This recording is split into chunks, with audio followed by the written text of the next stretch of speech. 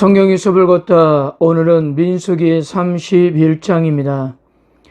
이스라엘은 가나안 입성을 앞두고 출애굽 2세대의 인구조사를 했고 가나안 땅을 어떻게 분배해야 하는가에 대해서도 하나님의 말씀을 들었습니다. 모세의 대를 이어 이스라엘을 이끌어갈 지도자로 여호수아를 세웠고요. 가나안 땅에 정착하면 지켜야 할 여러 제사와 절기에 대해서도 다시 한번 가르침을 받았습니다.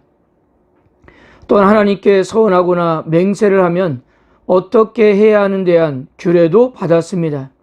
이처럼 이스라엘 백성들은 여러 면에서 준비를 갖추고 있었던 것입니다. 자, 이런 상황에서 하나님께서는 이렇게 말씀하였습니다. 2절입니다. 이스라엘 자손의 원수를 미디안에게 갚으라.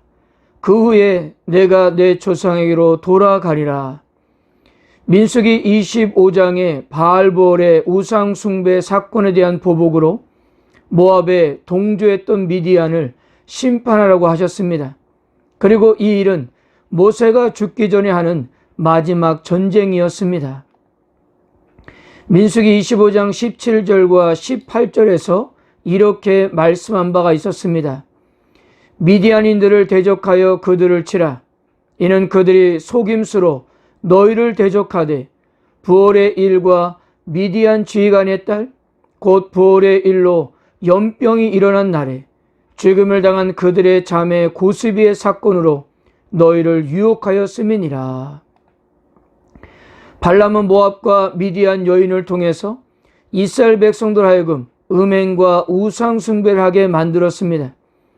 이 사건 때문에 하루에 24,000명이라는 엄청난 숫자가 연병으로 죽게 되었습니다. 그래서 하나님께서는 그들을 대적하여 치라고 하셨고요. 그래서 민수기 31장에서는 이 하나님의 명령이 실행되고 있는 것입니다. 그런데 한 가지 의문이 드는 것은요.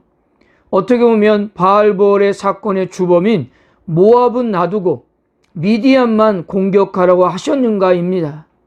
물론 여기에 대해서 분명한 것은 알 수 없지만 신명기 2장 9절에서 밝혔듯이 하나님께서 롯의 자손인 모압에게 은혜를 베풀고자 한 것이 아닐까 합니다.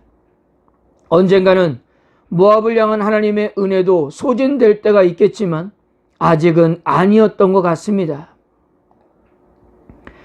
자, 우리가 민수기 31장에서 명백하게 밝혀지는 것은 전쟁은 하나님의 손에 달려있다는 것이었습니다.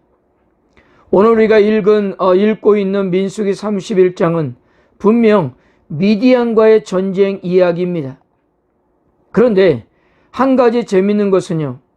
전쟁에 대한 이야기인데 다른 전쟁 기록과 비교해보면 실질적으로 전쟁이 수행되는 내용은 극단적일 정도로 짧다는 거였습니다. 매우 간단하게 7절과 8절 두 구절로 끝이 납니다. 7절입니다.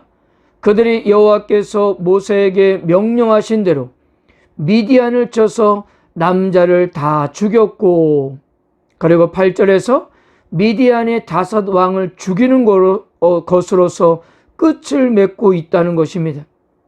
오히려 전쟁 이후의 처리 과정을 아주 상세하게 묘사하고 있는 것입니다. 무엇을 말씀하시는 것일까요?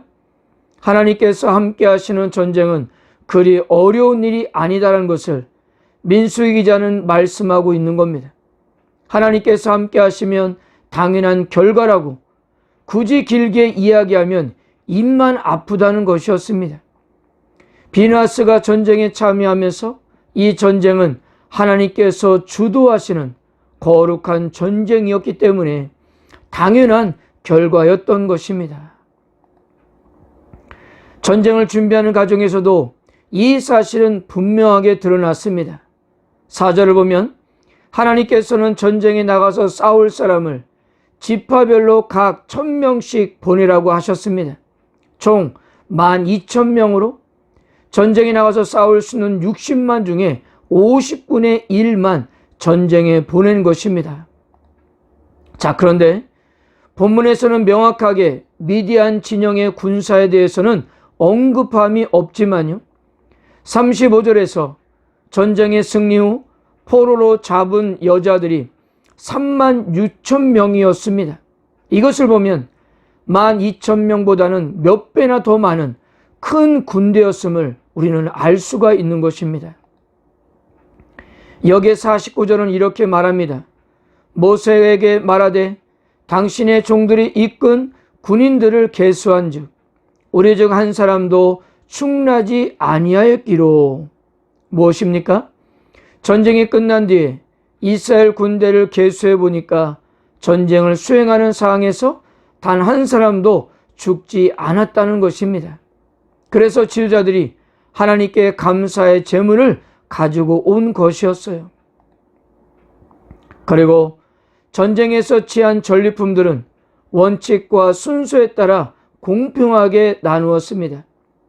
모든 전리품을 반으로 나누어 반은 전쟁에 참여했던 군인들에게, 반은 전쟁에 참여하지 않았던 일반 백성들에게 주라고 하셨고요. 전쟁에 참여했던 군인들이 받은 곳에서는 500분의 1을 떼어서 제사장에게 주라고 하셨고, 전쟁에 참여하지 않은 백성들이 받았던 곳에서는 50분의 1을 떼어서 레인들에게 주라고 하셨습니다. 여러분, 미디안과 전쟁 이후에 이렇게 전리품을 나눠 가지는 상황에서 이스라엘 백성들은 과연 무슨 생각을 하고 있었을까요? 아마도 가나안 땅의 정복을 기대하고 있지 않았겠습니까? 아직도 가나안 정복의 전쟁이 시작도 되지 않았는데 이들이 이처럼 많은 전리품을 나눈다면 앞으로 실제 정복 전쟁에서는 얼마나 더 많은 전리품을 얻게 되겠는가 하는 것입니다. 사랑하는 성도 여러분, 하나님께서는 이번 전쟁을 통해서 이스라엘 백성들에게 분명한 메시지를 주고 있는 것입니다. 이들이 전쟁에서 승리한 것은 이스라엘의 숫자가 많아서 지도자가 뛰어나서가 아니라는 것입니다. 이것은 전적으로 하나님의 도우심 때문이고 하나님의 역사하심 때문에 이겼다는 겁니다. 미디안과의 전쟁은 믿음의 전쟁이요 순종의 전쟁이었던 것입니다. 얼마나 하나님을 신뢰하고 믿으며 얼마나 하나님 말씀에 순종하는가의 문제였던 거예요. 이것은 오늘도 우리에게 그대로 적용되고 있습니다. 우리 그리스도인들의 모든 승리는 전부 다 하나님의 손에 달려있는 것입니다.